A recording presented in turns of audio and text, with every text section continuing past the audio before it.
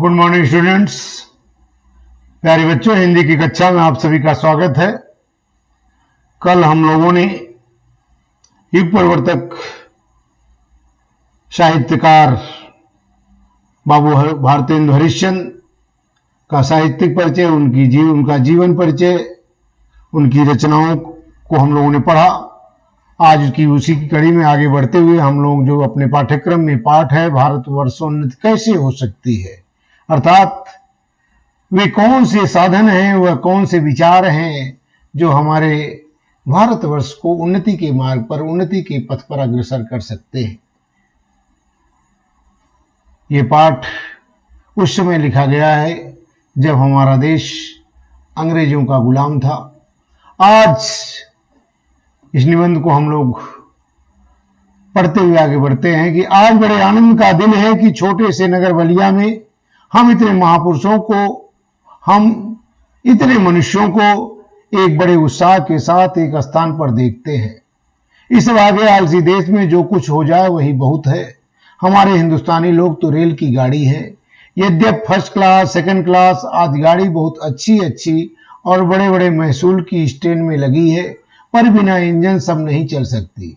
वैसे ही हिंदुस्तानी लोगों को कोई चलाने वाला हो तो क्या नहीं कर सकते। इसे इतना कह दीजिए कि का चुपसाद रहा बलवाना, फिर देखिए हनुमान जी को अपना बल कैसे याद आता है। सो बल कौन याद दिलावे, या हिंदुस्तानी राजे महाराजे, नवाब, रईस या हाकिम। राजे महाराजों को अपनी पूजा, भोजन, झूठी गप से छुट्टी नहीं। हाकिमों को कुछ तो सरकारी काम घेरे रहता है, कुछ बाल, घुड़दौड़, थिएटर में समय लगा, कुछ समय बचा भी तो उनको क्या गरज है कि हम गरीब, गंदे, काले आदमियों से मिलकर अपना अनमोल समय खोएं।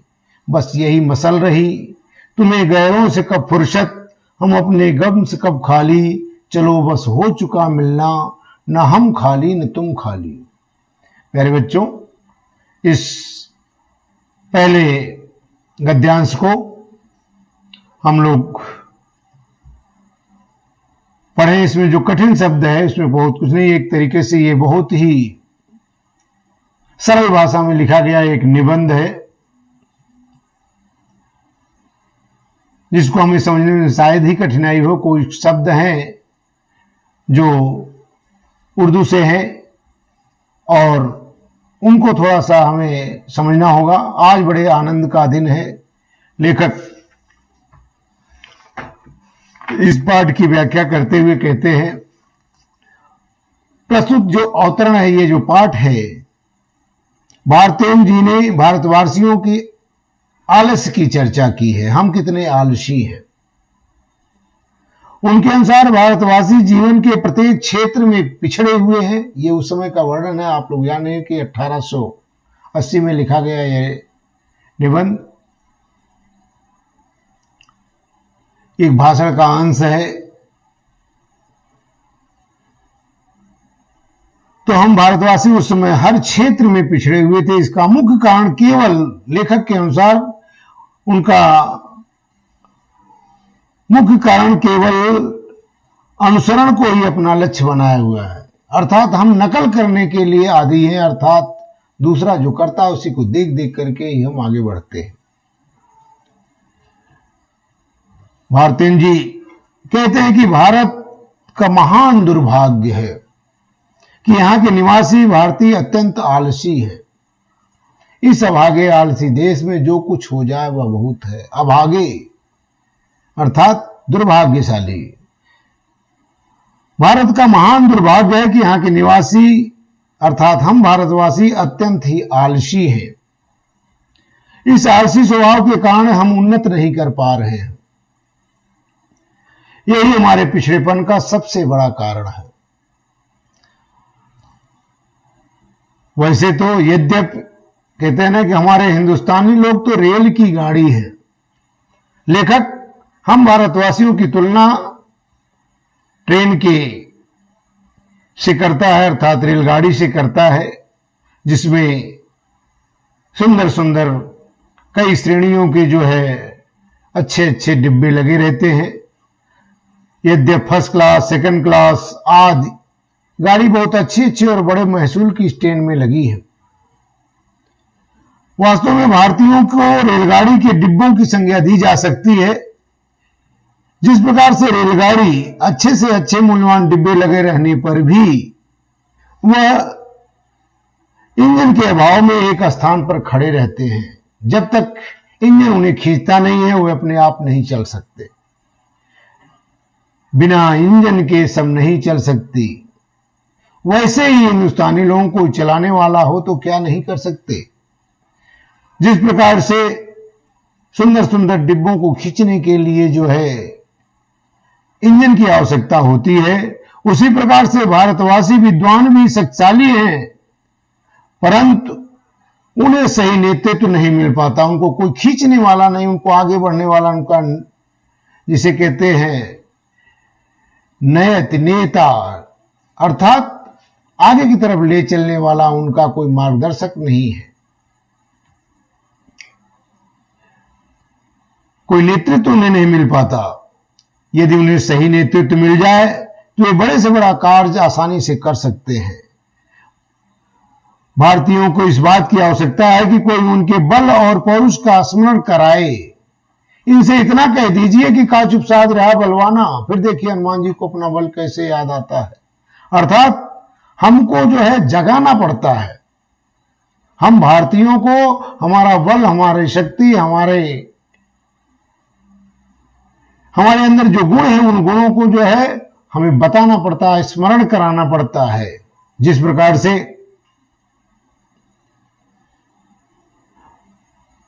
हनुमान जी को समुद्र पार करने के लिए उनको शक्ति, अपनी शक्ति का भान कराने के लिए, अपनी शक्ति का ज्ञान कराने के लिए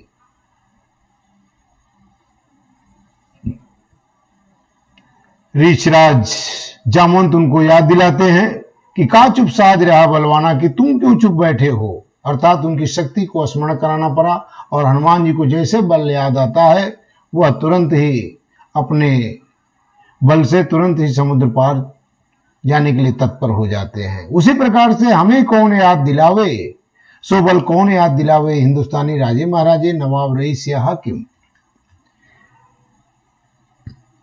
जिस प्रकार से जामवंत द्वारा याद दिलाए जाने पर हनुमान जी अपने बल और शक्ति का स्मरण हुआया था, वह बल हमें कौन याद दिलावे, सही नेतृत्व कौन करे। इसलिए भारतीयों को ऐसे नेता की आवश्यकता है जो उनके बल और पौरुष को स्मरण करा करके उन्हें कर्तव्य मार्ग पर अग्रसर कर सके। राजे महाराजों को मौका नहीं, हाकिम जो अधिकारी हैं उनको सरकारी कामों से फुर्सत नहीं, और जो कुछ समय अगर उनके पास बचता है वह वे अंग्रेज हम भारतीयों के लिए अपना समय क्यों व्यर्थ करें। यही तो मसल रही, मसल माने कहावत, तुम्हें गैरों से कब फुर्सत, हम अपने गम से कब खाली, चलो बस हो चुका मिलना, न तुम खाली न हम खाली। हम अपने लोगों से ही जो है फुर्सत नहीं मिलती, अर्थात हमें अवसर नहीं मिलता, छुट्टी नहीं मिलती, और तुम भी अपने दुख में हमेशा खोए रहते हो। तो इस प्रकार से न तुम्हें समय मिलता है न हमें मिलता है, तो दोनों का मिलन कैसे हो सकता है।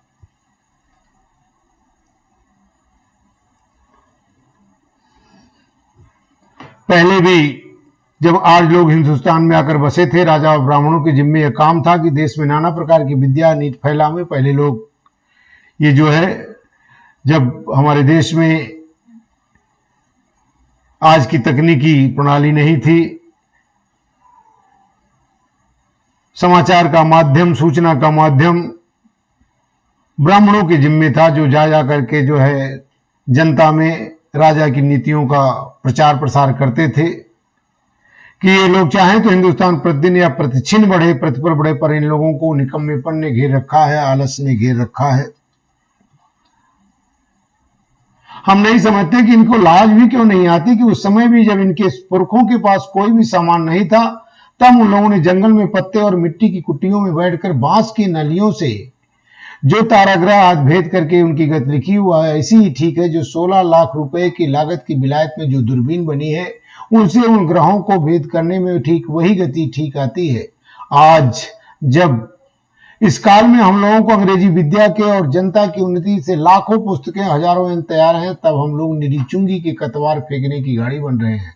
यह समय ऐसा है कि उन्नति की मानो घुड़दौड़ हो रही है। अमेरिकन, अंग्रेज, फरासी, तुर्की, ताजी सब सर पर दौड़े जाते हैं। सबके जी में यही है कि पाला हम ही पहले छू ले।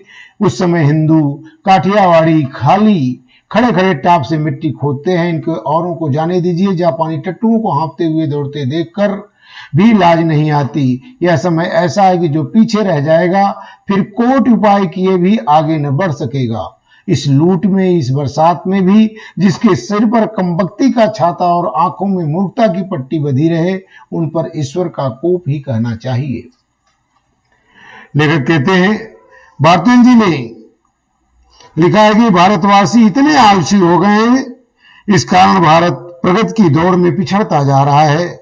भारतवासियों ने अपने सुखमय और स्वर्णिम अतीत को भी भुला दिया है कि हमारे जो अतीत था कितना सुनहरा था, उसको भी लोग भूल गए हैं।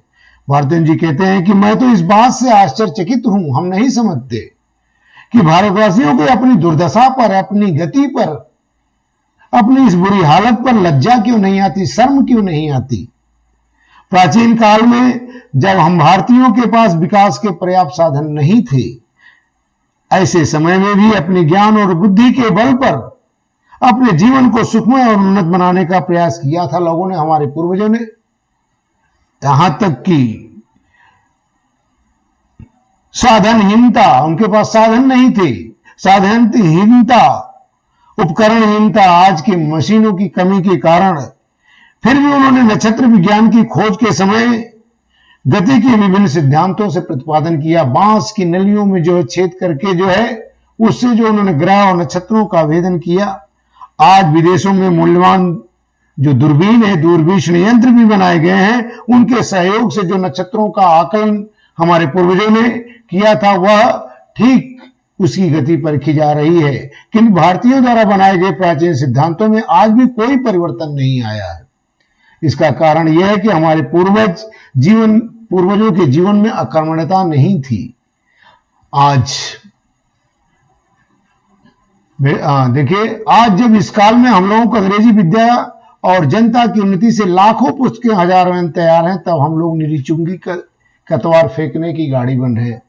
लेखक कहता है कि आज जबकि हम अंग्रेजी विद्या पढ़ रहे हैं, ज्ञान विज्ञान पर आधारित अनेक पुस्तकें, अनेक प्रकार की ज्ञान की पुस्तकें की रचना की जा चुकी है तथा विभिन्न प्रकार के उपयोगी यंत्र, तरह तरह की मशीनों का निर्माण किया गया है। ऐसी स्थिति में भी हम बेकार की अनुपयोगी गाड़ी के समान तुच्छ हो गए हैं, जिसका कोई फायदा नहीं, कोई उपयोग नहीं है। और हर क्षेत्र में हम विदेशियों के पर आश्रित हैं।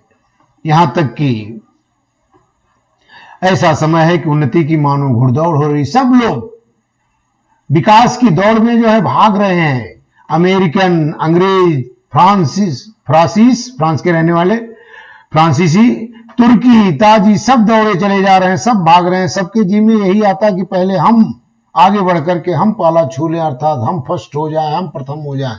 उस समय हिंदू, ऐसे समय में हम भारतवासी काठियावाड़ी खाली खड़े टाप से मिट्टी खोदते हैं। काठियावाड़ी ऐसे घोड़े होते हैं जो ताकत और शरीर में तो बहुत बलशाली दिखते हैं, लेकिन उनके अंदर हिम्मत की कमी होती है और वे अपनी जगह पर दूसरों को भागते हुए देखकर अपनी जगह पर ही पैरों से ही जो है मिट्टी खोदते रहते, आगे नहीं बढ़ पाते। तो हम भारतीयों की स्थिति काठियावाड़ी घोड़ों के समान हो गई है, जो सब कुछ होते हुए भी, ताकत, बल, शक्ति सब कुछ होते हुए भी अपने स्थान पर खड़े ही केवल मिट्टी, अपने पैरों से केवल मिट्टी ही खोदते रहते हैं, आगे नहीं बढ़ते हैं। इनको औरों को तो जाने दीजिए, जापानी टट्टुओं को हाँफते हुए दौड़ते देख करके भी लाज नहीं आती। जो जापान, जो छोटा सा एक देश है, उसको टट्टू माने खच्चरों की तरह, घोड़े नहीं बल्कि जो वह खच्चरों की भांति है, ऐसा छोटा देश भी, उसको भी देख करके भी हमें शर्म नहीं आती कि हम उससे भी जो सीख लेकर के आगे नहीं बढ़ते। यह समय ऐसा है जो पीछे रह जाएगा, फिर कोट उपाय करके आगे नहीं बढ़ सकेगा। लेखक कहता है कि ऐसा समय आया है कि अगर आदि हम पीछे हो गए, इस वैज्ञानिक युग में सबकी उन्नति की दिशा में बढ़ने के लिए बहुत सरल है और ऐसे में विकास की दौड़ में यदि एक बार हम पिछड़ जाएंगे तो कभी भी आगे नहीं बढ़ सकते।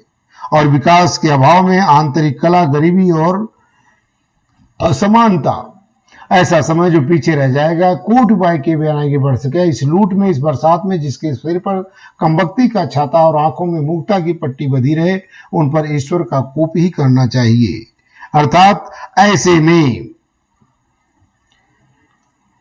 हमारे अंदर ये मानसिक साहस का अभाव है तो हम कभी भी जो है विकास नहीं कर सकते, उन्नति नहीं कर सकते हैं।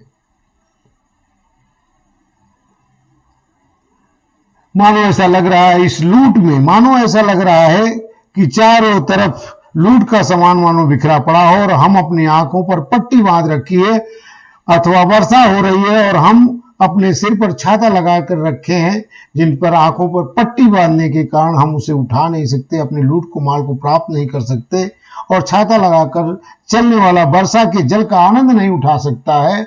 उसी प्रकार से हम भारतवर्ष के लोग आलस और अज्ञानवश उन्नति के सुलभ साधनों का भी प्रयोग नहीं कर पाते हैं।